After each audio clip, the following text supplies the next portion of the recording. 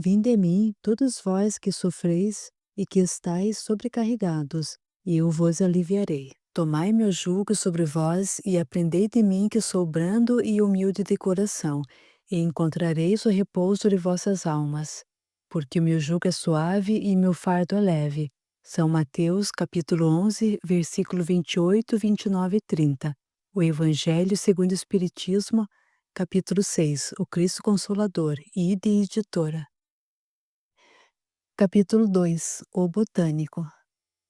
Quando retornaram para o quarto, depois da palestra de Elvésio, os 8 companheiros tinham a convicção de que uma nova vida estava começando para eles. As palavras de Elvésio ainda ressoavam em suas mentes e, mais do que nunca, estavam cientes de que a felicidade de cada um dependia deles mesmos. Hamilton, com o coração apertado pela saudade de sua mãezinha, lembrou-se da frase ouvida na palestra sobre a necessidade de refazer a caminhada e começou a chorar.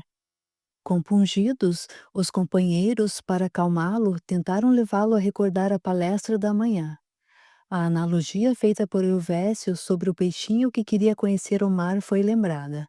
Todavia, Hamilton, sem se importar com a afirmação de que o homem não chora, extravasou todas as lágrimas represadas durante anos. Somente depois de verter copiosas lágrimas, acalmou-se e, para desabafar, contou aos amigos a sua triste história, apresentada no capítulo anterior. Ao contar a sua desdita e se expor diante dos companheiros de forma clara e objetiva, deu ensejo para que os demais também quisessem contar as suas. Elcio Tavares, adiantando-se, começou. Vou lhes contar o que aconteceu comigo para que cada um de vocês possa avaliar o sofrimento de um réprobo. E então, Elcio, compassadamente, foi narrando os acontecimentos de sua última existência, parando de vez em quando para enxugar algumas lágrimas que teimosamente desciam em seu triste rosto. Nasci num pequeno povoado na região centro-oeste, bem longe da civilização. A cidade mais próxima tinha aproximadamente uns 100 quilômetros de distância daquele fim de mundo. Fui o segundo filho do casamento de Raimundo Tavares e Maria Celeste Tavares, a mais velha, pois era uma menina e se chamava Neide. Meu pai, homem trabalhador e ambicioso, tanto fez que conseguiu comprar um bom pedaço de chão onde começou a cultivar bananas. Depois do meu nascimento, ainda vieram ao mundo, através deles, Ernesto, Celso, Marcelo, Judite e Jonas. O cultivo de bananas tornou-se uma boa fonte de rendas e também de mão de obra, pois todo filho que podia carregar um cacho de bananas não ficava em casa brincando. Houve tempos em que, referindo-se à nossa família, diziam Raimundo e suas incansáveis formiguinhas, e, na verdade, éramos como formiguinhas em seus carreiros. Vivíamos felizes e muito unidos, pois aprendemos com nossos pais que o amor no coração vale mais do que dinheiro no bolso. Papai, apesar de ser semi-analfabeto, fazia de tudo para que seus filhos aprendessem pelo menos um pouco. Eu era o mais esforçado, queria estudar, aprender mais para um dia poder sair daquela vida. Carregar bananas o dia todo não era comigo. O professor Sampaio. Quando eu estava com os meus 14 anos, apareceu lá em casa um senhor de cabelos brancos e que dizia ser professor de botânica. Enquanto ele deliciava-se com a penca de bananas que lhe ofertamos, ouvi as minhas lamúrias sobre a falta de escola naquela região. Fiquei boquiaberto quando o professor Sampaio, esse era o seu nome, me convidou a ir com ele para a cidade, pois ele me ajudaria nos estudos. Hoje em dia, nenhum pai em sã consciência deixaria um filho, ainda mais menor, acompanhar um estranho. Creio que, quando as coisas têm que ser de um jeito, tudo se torna favorável. Meu pai, que sabia das minhas pretensões de estudar um dia, acabou deixando que eu acompanhasse o professor. Fui para a cidade morar com um tio por parte de mãe, e com a ajuda de Sampaio, iniciei os meus estudos. Estudava de manhã e em muitas tardes acompanhava o professor em suas pesquisas. Depois de muitos anos, através de esforços e sacrifícios, Terminei o curso de botânica e então, em tempo integral, dedicava-me somente ao trabalho. Nessa época, o professor Sampaio, um tanto adoentado, já não saía pelas matas em suas pesquisas, e como trabalhávamos para um instituto de pesquisas do governo, passei a ir sozinho. Enquanto isso, meus pais e meus irmãos continuavam em suas terras, no cultivo de bananas. Neide se casara com o filho do comerciante que comprava toda a nossa produção, e o Celcinho já estava noivo e se casaria em breve. Eu tinha adoração por uma moça que conheci na faculdade. Ah, como era linda a Morgana! Só que ela gostava de Fabrício, um nosso colega, e assim, desiludido, tornei-me um solitário. A tragédia. O meu trabalho, diferentemente de muitos, principalmente dos exercícios em escritórios, era cansativo. Ter que andar a pé pelo meio das matas e cerrados não era nada fácil, todavia eu já estava acostumado. Saía da casa do tio, pois continuava ainda morando com ele, lá pelas 8 da manhã e já levava a matula prontinha. Na hora do almoço era só esquentar e comer. Apesar de ser cansativo, era-me gratificante poder trabalhar coletando folhas, cascas e raízes das árvores, ouvindo o cantar dos pássaros, e poder ver esse ou aquele animalzinho fugindo espavorido com a minha presença. Nos dias ensolarados, poder lavar o rosto e me refrescar nos córregos de águas tão claras que deslizavam serenas, como bênçãos de Deus.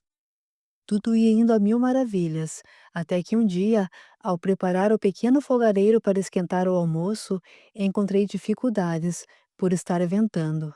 A muito custo, consegui acender aquela geringonça e coloquei a marmita para esquentar.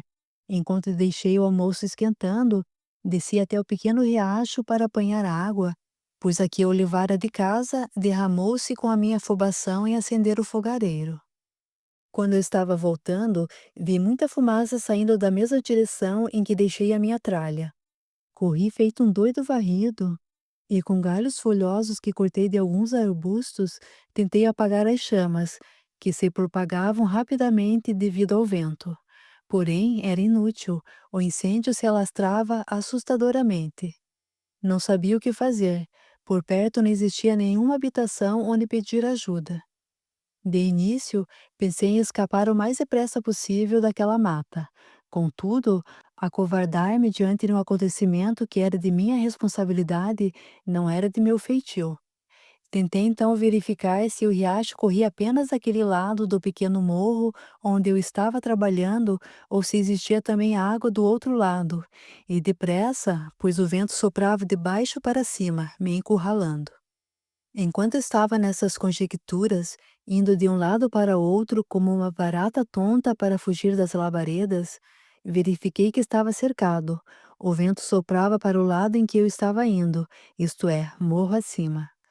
Desesperado, sem saber o que fazer, pois não queria morrer carbonizado, tardiamente tentei fugir, mas não tinha como.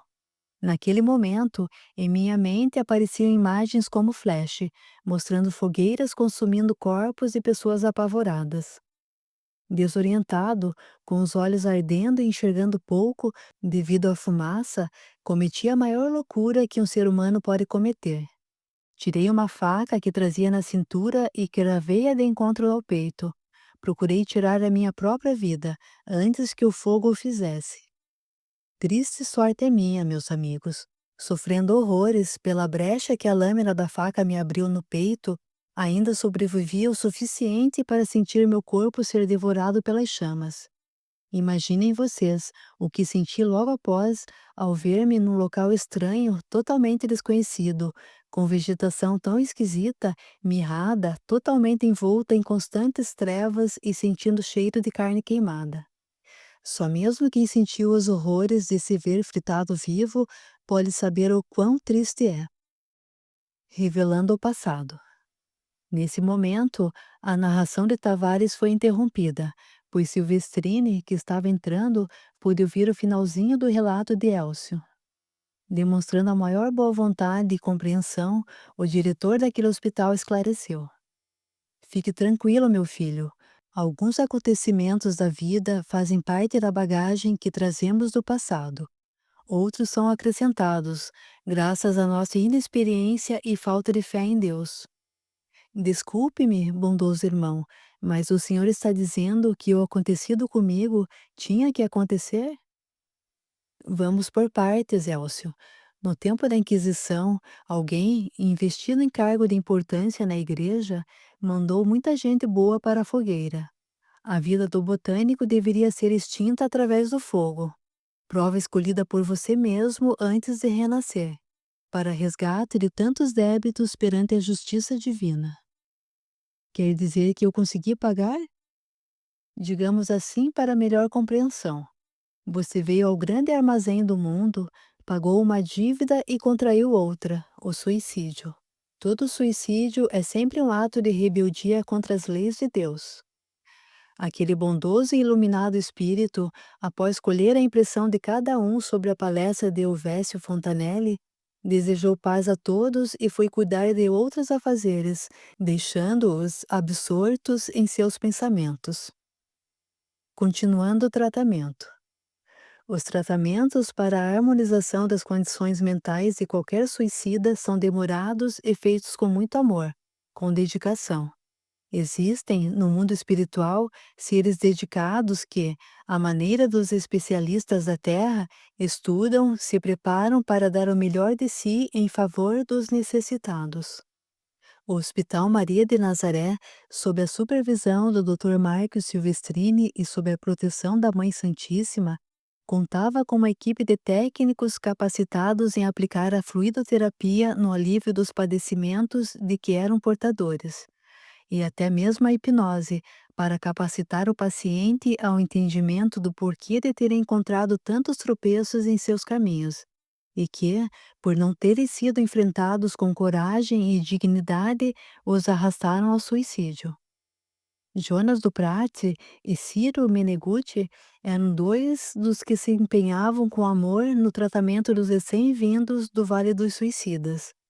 Não apenas no tratamento em si, mas também procurando orientá-los, transmitindo-lhes, em todas as oportunidades, palavras de conforto, de coragem e de fé em Deus. Não podemos nos esquecer que todos os suicidas, por terem interrompido o curso normal da vida, em suas futuras existências terão que arrastar problemas como atrofias, enfermidades complexas e, até mesmo, a idiotia, se a infeliz criatura tem atingido com um projétil partes sensíveis do cérebro. A vida não aplaude os melodramáticos e nem castiga a fragilidade dos indecisos. Eles colhem de acordo com o que semeiam. Todavia, sempre felicitará com novas oportunidades de crescimento aos que fazem do amor um dever. Questão 946. Que pensar do suicídio que tem por objetivo escapar às misérias e às decepções deste mundo? Pobres espíritos que não têm a coragem de suportar as misérias da existência. Deus ajuda aqueles que sofrem e não aqueles que não têm força nem coragem. As tribulações da vida são provas ou expiações. Felizes aqueles que as suportam sem murmurar, porque serão recompensados. Infelizes, ao contrário, os que esperam sua salvação do que, em uma impiedade, chamam de acaso ou fortuna. O acaso ou a fortuna, para me servir de sua linguagem, podem com efeito lhes favorecer um instante, mas é para os fazer sentir mais tarde e mais cruelmente o vazio dessas palavras. O Livro dos Espíritos, capítulo 1, Penas e Gozos Terrestres. Ide, editora. Capítulo 3, Infidelidade conjugal. O grande hospital era composto por 8 alas que foram construídas partindo da administração, sendo 4 de cada lado, paralelas entre si e capacitadas para comportar 400 pacientes em tratamento, todos recolhidos do Vale das Incontidas Lágrimas. Dificilmente se viam daqueles corredores sem alguém andando, pronto para atender, se preciso fosse. No entanto, começando de manhãzinha, era como o trânsito numa hora de pico nas grandes cidades. Eram enfermeiros, técnicos, serviçais, pacientes e espíritos abnegados, sempre prontos a prestar auxílio em nome de Deus.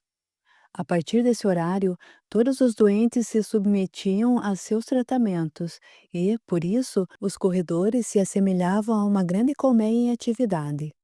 Após voltarem aos seus respectivos quartos, quando não existiam palestras, podiam conversar livremente e falar de suas impressões sobre o tratamento a que se submetiam, e até contar aos companheiros sobre a derrocada moral que os atirou no Vale dos Horrores. Enquanto comentavam sobre as lembranças amargas revividas através da hipnose, alguém perguntou a Evandro qual foi o motivo que o levou a buscar no suicídio a suposta saída de seus problemas e sofrimentos. O pobre espírito, vendo-se alvo dos olhares dos companheiros, estremeceu, ficou silencioso, como que recordando, e depois falou: Vou procurar contar a vocês tudo o que conseguir lembrar da minha última experiência terrena, minhas alegrias, felicidades e a desdita por ser um apaixonado pela infiel Zélia, minha esposa e mãe dos meus 2 filhos, Valdir e Valmir. Relembrando a infância. Nasci numa cidade do interior paulista, filho de pais amorosos que, desde pequeno, me ensinaram o caminho do bem, como sendo um tesouro precioso que jamais deve ser descurado.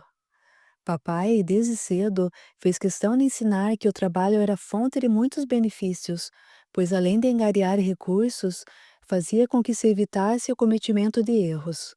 Coitado do papai, viveu tão pouco entre nós. Ele era mineiro, aquele de boa conversa, de amizade fácil. Todos que o conheciam gostavam de conversar com o Durvalino Dantas e ouvir os seus causos. Mamãe já era de falar pouco, mas com o falecimento de papai, quando eu contava 10 anos de idade, Dona Teresa de Jesus teve que se desembaraçar, pois precisou trabalhar para manter a casa e criar os seus 3 filhos. Eu era o mais velho, depois tinha o Marcelo, de 7, e a caçula, Eliana, com apenas 5 anos. Assim que papai faleceu, mamãe conversou com o senhor Aristides, que entregava leite com uma carroça de casa em casa, e assim passei a trabalhar com ele para ajudar nas despesas. Eu adorava ser entregador de leite, me sentia útil em poder ajudar mamãe com o pouco que ganhava, pois além do combinado mensalmente, sempre sobrava 1 ou 2 litros de leite que o Aristides leiteiro deixava eu levar para casa. Eu só não gostava do tempo do frio. Morávamos numa cidade à beira de um rio, e no inverno o frio que fazia era de bater o queixo e de deixar as mãos congeladas e duras. Quantas vezes eu derrubei o leite devido ao encarangamento das mãos. Mamãe conseguiu, com a ajuda do padrinho de Eliana, arranjar um emprego numa fábrica de tecidos e assim pude ver os filhinhos crescerem com as graças de Deus. O tempo passou e crescemos depressa. Depois de 8 anos da morte de papai, Dona Terezinha, trabalhando no dia a dia ao lado de um colega também viúvo, aceitou casar-se novamente. Para nós foi muito bom, pois o nosso padrasto era uma pessoa bondosa e nos tratava bem. Eu, já nos meus 18 anos, trabalhava como mecânico de automóveis na oficina de um primo de mamãe, e até que ganhava razoavelmente bem. E assim íamos vivendo. Eliana e Marcelo estudavam na parte da manhã, e depois que voltavam da escola, Eliana cuidava da casa e Marcelo ia trabalhar como balconista no bar, numa das praças da cidade. Foi numa festa em louvor a São José, padroeiro da cidade, que fiquei conhecendo Zélia e por ela me apaixonei. Ah, como era linda! Até hoje eu sinto o doce e suave perfume que usava, a me envolver. Foi amor à primeira vista, uma forte atração, bem mais forte do que nós, que acabamos ficando noivos e nos casando dentro de um ano. O casamento. No finalzinho de maio, num sábado, consegui realizar um dos nossos sonhos que acalentei desde minha infância.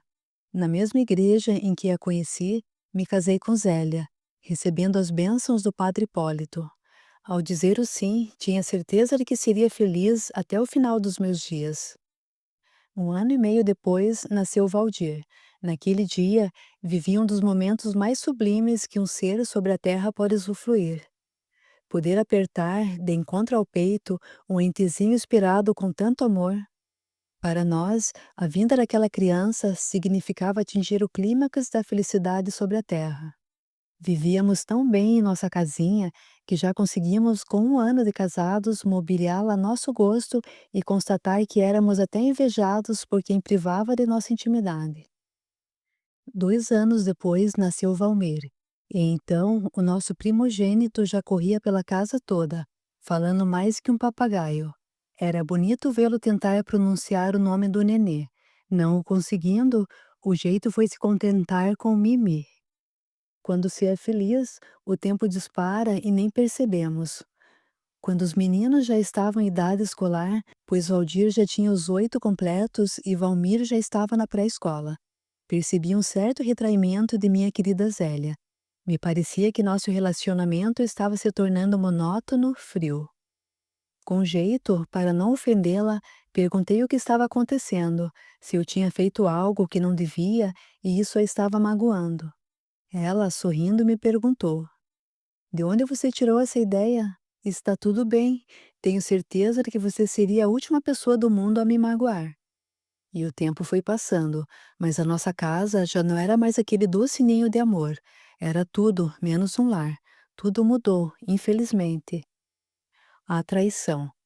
Numa manhã de inverno, o frio castigava quem ousasse tirar o rosto para fora das portas da casa. Porém, o trabalho, o ganha-pão diário, nada tem a ver com as estações do ano e nem com as variações do tempo. Saí para o trabalho no horário de costume e notei a presença de um carro parado diversas casas antes da minha e comecei a ficar intrigado.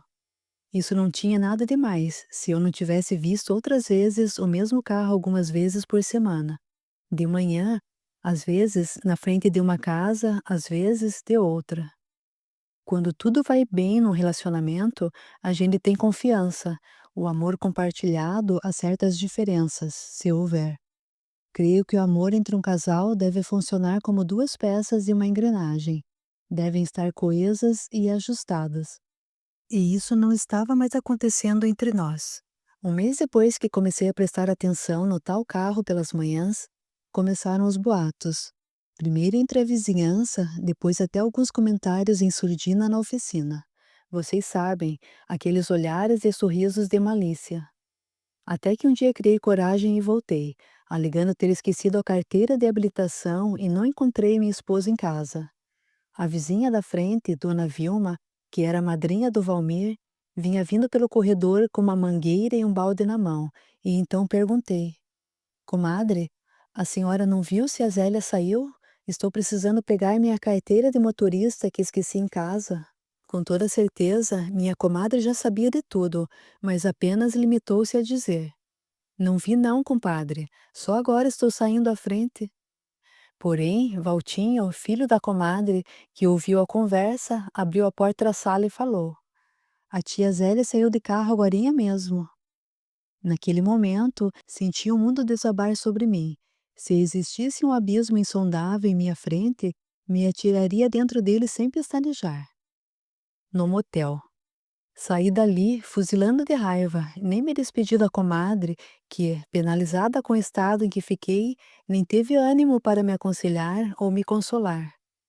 Passei na oficina e peguei emprestado o carro do primo de minha mãe, e me dirigi até o único motel que existia na cidade. Ao chegar naquele antro de maus costumes e depravação, procurei esconder o carro atrás do muro do motel. Dali dava para ver quem entrava e saía de sua portaria. Depois de uma hora, vi o carro preto sair vagarosamente, dando tempo para ver que existiam duas pessoas dentro dele. Só que a mulher estava usando um lenço branco sobre a cabeça e não pude reconhecer nela a minha esposa. Então, cuidadosamente, segui o dito carro de longe e vi quando parou 2 ruas antes de casa. Dele vi sair aquela em que eu depositava as minhas melhores esperanças de uma vida cheia de amor e paz. O meu pensamento, em descompasso, girou como um potente motor. Nem sei a quantas mil rotações naqueles segundos. Pensei persegui-lo com meu carro e resolver a meu modo aquele problema. Porém, quando o mar não está para peixe, não há nada que se possa fazer. O danado do carro que eu estava dirigindo apagou, e quem diz que espeto de churrasco na casa de ferreiro é de pau, Não anda tão por fora, pois o carro do dono da oficina estava precisando de uma rigorosa revisão. Desci do carro, levantei a tampa do capô, fiz uma ligação improvisada e o danado do carro funcionou, mas já se tinham passado alguns minutos e o meu rival já deveria estar longe. Furioso, segui para casa e encontrei Zélia trocando de roupa, toda perfumada. Assim que ela me viu, ficou assustada e me perguntou: O que está acontecendo, Vando? Não era para você estar na oficina trabalhando? Sem dizer nada, me aproximei dela e a esbofeteei várias vezes, derrubando-a em cima da cama do nosso quarto. Eu estava tão fora de mim que, se não me controlasse, poderia matá-la, como se faz a um cão raivoso. Tinha vontade de fazê-lo, porém, achei que seria melhor expulsá-la de casa. Então a levantei pelos cabelos e lhe disse que já sabia de tudo, que a tinha visto sair do motel minutos atrás. Olhando-a bem de frente, pedi que saísse daquela casa o mais rápido possível. Desafiando-me, ela respondeu: Saia você, a casa também é minha e daqui não vou arredar os pés. Ah, que vontade que tive de esmurrá-la novamente, porém ela saiu correndo e foi para a casa da comadre Vilma e lá ficou. Tão desorientado eu estava que nem pensei em mais nada. Atirei-me na cama e chorei como uma criança. Só depois de alguns minutos tive a infeliz ideia de pôr um fim na minha triste vida. Viver para quê? Se já não tinha mais um lar? Se o meu castelo de sonhos tinha se desmoronado? Levantei-me, fui até o pequeno armário do banheiro, peguei um tanto de soda cáustica que era usado para desentupir o ralo da pia, preparei um copo com água e tomei todinho. Aquele mortífero coquetel desceu queimando garganta abaixo e comecei a gritar adoidadamente. Dentro de poucos minutos não vi mais nada. Desmaiei de tanta dor. Só fui recobrar os sentidos um dia depois no leito do hospital. Doía tudo. Minhas entranhas mais pareciam um vulcão em plena erupção. A última coisa de que me lembro, usando os sentidos carnais, foi ter visto a enfermeira retirar uma espécie de babador todo ensopado de sangue e ter ouvido o médico dizer: Não tem mais jeito, nem mesmo um milagre, se existir. Acordando nas trevas. Não sei o que aconteceu e nem quanto tempo fiquei fora de mim mesmo. Acordei naquele inferno que vocês todos conhecem, o Vale dos Suicidas. Infeliz a criatura que tenta burlar as leis da vida. Acabará pagando um preço demasiadamente alto por essa loucura e por tanta ignorância. Sim, ignorância, porque a morte, como a anulação total, o fim de tudo, não existe. Quem comete o suicídio desconhece que as duras provações da vida são necessárias à nossa evolução, que são correções exigidas pela justiça divina e que, vindas de Deus, vêm sempre mescladas com muito, muito amor. Não sabe que o Pai bondoso não coloca um fardo pesado em ombros fracos. Não consegui, por mim mesmo, avaliar por quanto tempo perambulei pelo Vale Sombrio. Pensava estar ali já havia uma eternidade, pois alguém como eu, com as vísceras que eu pensava ter, pegando fogo, tinha perdido a noção do tempo e de tudo. Somente aqui fiquei sabendo, através do irmão Félix, que a minha estada nas trevas durou 9 anos. Neste exato momento, meus dois filhinhos, já adolescentes, devem fazer uma péssima ideia do pai deles, principalmente se não descobriram o porquê do meu desatino. Deus, Pai Criador, tenha piedade dessa infeliz criatura que terá de renascer num corpinho, trazendo a região da laringe sem nenhuma imunidade, sujeita a enfermidades e futuramente campo ao câncer destruidor. Ó, criaturas da terra, por tudo quanto de mais sagrado existe, ou por tudo aquilo em que vocês acreditem, nunca deixe aninhar em vossos pensamentos uma ideia sequer de autodestruição. A linguagem humana é pobre demais para definir o nosso sofrimento e as nossas angústias. Estudem, meditem e, acima de tudo, pratiquem os ensinamentos do meigo nazareno, procurando associar os tesouros evangélicos com o trabalho de cada dia. Procedendo assim, vocês conseguirão vencer os desafios que a vida do mundo lhes impõe. Buscar no suicídio a resolução de seus problemas? Não, jamais. Não entrem nessa, pois é um barco furado, afunda mesmo. Porque eu vou-lo digo em verdade, se tivesses fé como um grão de mostarda, dirias a esta montanha: transporta-te daqui para ali, e ela se transportaria, e nada vos seria impossível. São Mateus, capítulo 17, versículo 14 a 20. O Evangelho segundo o Espiritismo, capítulo 19. A fé transporta montanhas. Ide, editora. Capítulo 4. O industrial. As entidades acolhidas naquela manhã pelos mensageiros do Hospital Maria de Nazaré estavam internadas havia mais de um ano, e apenas Irineu ainda apresentava altos e baixos no tratamento. A saudade da esposa e dos filhos impedia o real aproveitamento de tudo o que era oferecido pelos bondosos guias. Muitas vezes, o pobre espírito chegou mesmo a atos de insubordinação. Nesses momentos, a bem do próprio Irineu, os abnegados assistentes lhe aplicavam passes de prostração, para que se acalmasse e fosse induzido ao sono. O diretor do hospital, Marco Silvestrini, palestrava amistosamente com ele, fazendo-o ver que a sua ida à terra não lhe faria bem, além de causar influências negativas à esposa e aos filhos queridos que estavam lutando para suprir-lhe a ausência. Qualquer desajuste emocional seria prejudicial a ambas as partes. Nesse momento, Irineu se acalmava e aceitava o generoso alvitre, mas voltava a rescindir nos dias seguintes. Numa manhã em que Irineu se achava mais tranquilo, mais conformado, os companheiros de quarto comentavam sobre suas ocupações no mundo e no campo das profissões. Chegando sua vez de falar, Vilani gaguejou e por fim falou. Ah, meus amigos, pelo que pude perceber, profissões, títulos ou posições sociais não são bases seguras para que as criaturas estejam isentas de problemas e ou de fracassos. E aquela infeliz criatura, procurando concentrar-se bem para relembrar o passado, contou a sua triste história. Nasci num dos famosos bairros da cidade do Rio de Janeiro e os meus pais fizeram de tudo para que seus filhos tivessem uma vida isenta das tribulações e violências, que infelizmente assolam a querida cidade maravilhosa e o mundo todo. Meus pais eram cariocas da gema, pessoas boníssimas, que fizeram das tripas o coração para nos dar condições de estudarmos de acordo com as nossas aptidões. E, assim, eu e meus dois irmãos conseguimos ter um curso universitário. Amarildo e Arnaldo fizeram o curso de Direito e eu optei por Administração de Empresas. Como irmão mais velho, terminei meus estudos 2 anos antes do Amarildo e 5 antes de Arnaldo e saí à luta à procura de um emprego.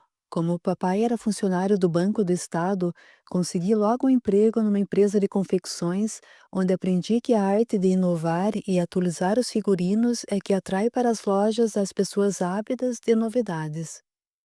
Casei-me aos 25 anos com Rosemary, uma funcionária do banco em que papai trabalhava, num esplendoroso dia do mês de maio. Passou um ano, dois, e nada de Rosemary engravidar. Nosso sonho era ter, se possível, um casal de filhos. A essas alturas, Rose já tinha feito um rigoroso tratamento recomendado pelo médico de nossa família, mas sem resultados. Foi quando o próprio Dr. Raul aconselhou que Rosemary fosse examinada para avaliação no hospital especializado. Com a avaliação, foi constatado que minha esposa tinha útero infantil e que jamais poderia ser mãe. Rose ficou entristecida com o fato e, para tirá-la daquele estado de tristeza, tentei convencê-la de que poderíamos adotar. Ela agradeceu-me, pensando que a possibilidade que aventei fosse apenas para consolá-la. Porém, quando reafirmei o desejo de adotar um bebezinho, Rose ficou esperançosa e feliz. Como nosso Deus é bom! Trabalhava conosco, cuidando de nossa casa e cozinhando para nós, uma senhora de nome Elvira. Quando ela soube que queríamos adotar uma criança, lembrou-se de que onde morava existia uma jovem que estava para ter nenê por aqueles dias. E, como era solteira, não tinha condições de manter a criancinha e iria doá-la. Naquele comecinho de noite, quando Elvira foi embora, fomos levá-la e ficamos conhecendo Betina, a moça grávida. Elvira nos apresentou dizendo que éramos seus patrões, que Rose não podia ter filhos e que estávamos procurando um bebê para adotar. Bettina manifestou-se de uma maneira estranha, uma mescla de alegria e tristeza. Preocupado, perguntei: Tudo bem, Bettina? Parece-me que você não gostou da ideia. Não, não é isso. É que estou esperando dois bebês e não gostaria de separá-los. Pelo menos isso eu posso fazer por eles. Olhei para Rosemary e notei que os seus olhos se iluminaram com um brilho que jamais eu tinha visto naquele belo rosto. Ela, percebendo que com um leve gesto dei minha aprovação, felicíssima, falou: Ora, Bettina, isso não é nenhum problema. Quem cuida de um, cuidará de dois. Em nossos corações existe amor suficiente para os dois. A adoção. 15 dias depois, acompanhamos Bettina até uma maternidade e, com toda a assistência possível, veio ao mundo um lindo casal de bebês. Porém, apesar de todos os cuidados, Bettina acabou morrendo poucos minutos depois do parto, pois era apenas uma menina de 14 anos e os médicos não conseguiram estancar a forte hemorragia. Eu e Rosemary nos encarregamos de dar um sepultamento digno à pobre infeliz e também uma ajuda à dona Sofia, sua mãe, que vivia numa pobreza de dar dó. Depois de legalizada a adoção, levamos os bebês para casa e tão felizes estávamos que nosso lar parecia ter se transformado num céu.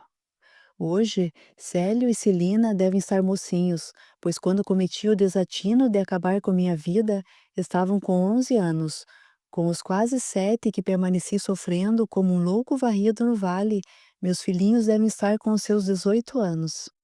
O empresário. Quando Célio e Celina estavam com 2 anos, saí da empresa em que trabalhava como gerente e montei a minha própria confecção.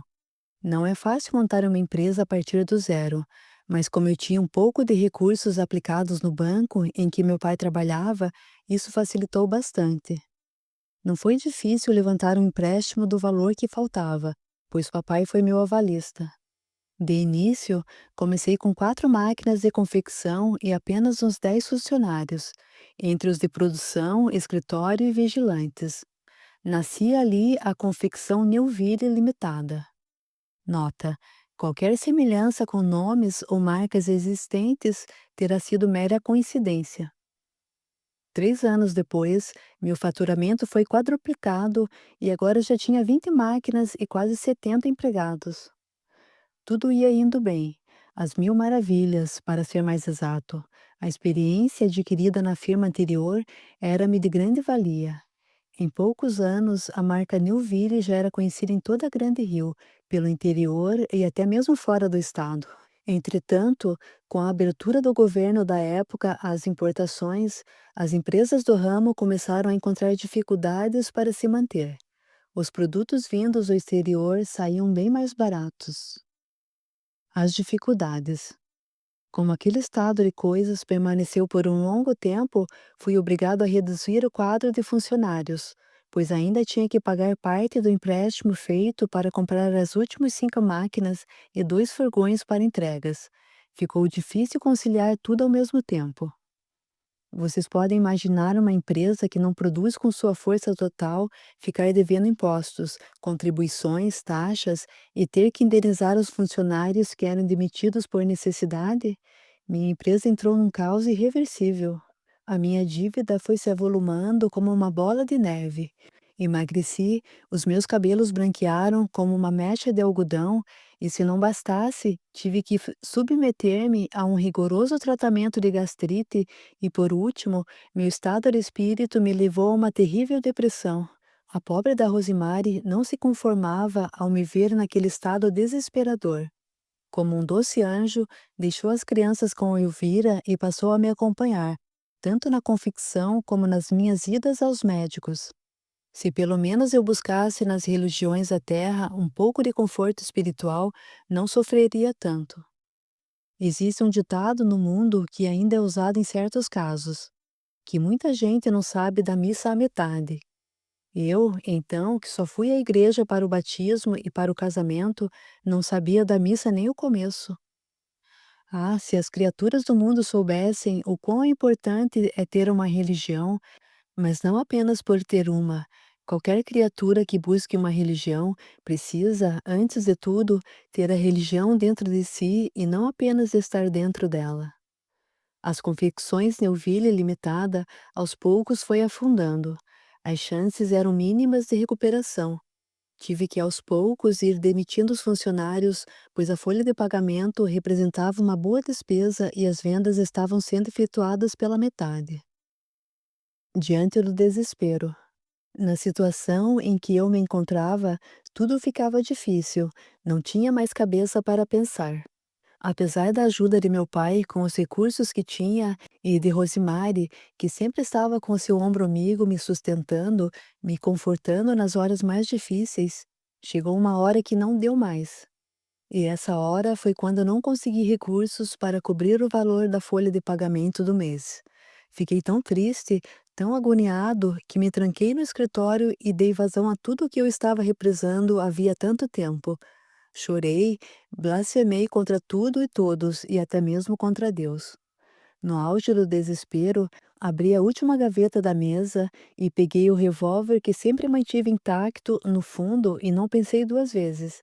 Seria o fim do sofrimento. Encostei o cano da arma sobre o ouvido direito e puxei o gatilho. Não pude ver mais nada. A intensa dor causada pelo projétil e o barulho infernal causado pelo estampido do revólver me levaram a um turbilhão de horrores, como se minhas forças se esvaíssem enquanto eu era atraído por uma força irresistível e desconhecida. Não conseguia avaliar o tempo exato em que estive naquele estado de torpor. Somente aqui consegui saber, através do Dr. Silvestrini, que o meu estado de consciência durou perto de um mês. Porém, saí de um estado ruim para entrar em outro pior. A loucura, o medo, a sensação de estar vivendo como um acéfalo e, apesar de tudo, registrar os gritos de loucura e de dor de tantos companheiros que sofriam ao redor dos meus passos. O recado de Irineu. Aquele espírito que às vezes agia de uma maneira, ora de outra, pelo fato de ter o seu centro de força coronário sido afetado com o disparo fatal, muitas vezes, em estado de grande lucidez, transmitia aos companheiros pareceres embasados em verdades incontestes. Quantas vezes viram-no colocar as duas mãos sobre os ouvidos, como tentando impedir que as lembranças amargas viessem reacender o monstruoso remorso que o avassalava. Nestas horas, depois que conseguia serenar a mente, ele se aproximava dos companheiros e começava a falar. Se fôssemos um pouco mais fortes em nossa última romagem terrena, não estaríamos hoje aqui tomando o lugar de tantos que ainda estão embrenhados no lodaçal do Vale dos Suicidas. Nossos familiares não estariam sofrendo, sabe lá o quê, e não teríamos que reencarnar mais tarde, levando conosco o estigma nefasto encalacrado em nossos mal-formados corpos, devido à nossa covardia em querer fugir da vida através do suicídio. Pudesse eu, de alguma forma, fazer um pedido aos habitantes do mundo, pediria que não tentem nem pensem em buscar no suicídio o fim de seus males, de suas dores ou a solução de quaisquer problemas. A maior decepção sentida ou experimentada aí na Terra, quando os reveses da vida nos levem aos malogros da sorte, são como pequenas alfinetadas, se comparadas com as agruras intérminas que fustigam dia e noite a consciência do espírito culpado. Diante das dificuldades que a vida apresenta, busquem, numa ocupação digna, o antidepressivo que nenhuma farmácia pode manipular. Na prece, a luz que ilumina do princípio ao final do túnel, e, em Deus, o sublime amor que envolve a todos. Quando todas as criaturas estiverem integradas no caminho do bem, não terão tempo de dar pasto aos maus pensamentos, e, assim, no embalo do amor que santifica, encontrarão o prazer de viver e não mais buscarão meios de fugir de suas responsabilidades. Depois que Irineu Villani falava, se fechava como uma flor emurchecida sob a canícula solar. Afastava-se dos companheiros e ficava absorto em seus pensamentos, talvez prelibando antecipadamente o conteúdo amargo da taça de fel que sorveria na próxima existência carnal. quando teria que enfrentar toda uma vida numa completa imbecilidade devido ao fato de ter estourado o crânio. Nesses momentos, os companheiros de Irineu, a seu exemplo, também se entregavam às meditações, procurando entender como alguém com aquela capacidade de raciocínio pudesse um dia ter se emaranhado nas malhas do suicídio. 2 dias depois, os companheiros de enfermaria se reuniram para comentar algumas peculiaridades sobre os seus tratamentos. Todos estavam convictos de que teriam acerbos padecimentos pela frente, pois toda a obra mal feita sobre a face da terra precisava ser corrigida. Enquanto cada um falava dos problemas que teriam que enfrentar na próxima reencarnação, Elídio Madureira, adiantando-se, assim se expressou: Ah, meus queridos irmãos, pobre e infeliz da criatura que se complica diante da vida por se acovardar diante do sofrimento. Vou agora lhes contar o motivo do meu desatinado e insensato suicídio. E aquele espírito tão calmo, de modos tão corteses, em seu simples linguajar, contou detalhadamente sua vida na última existência.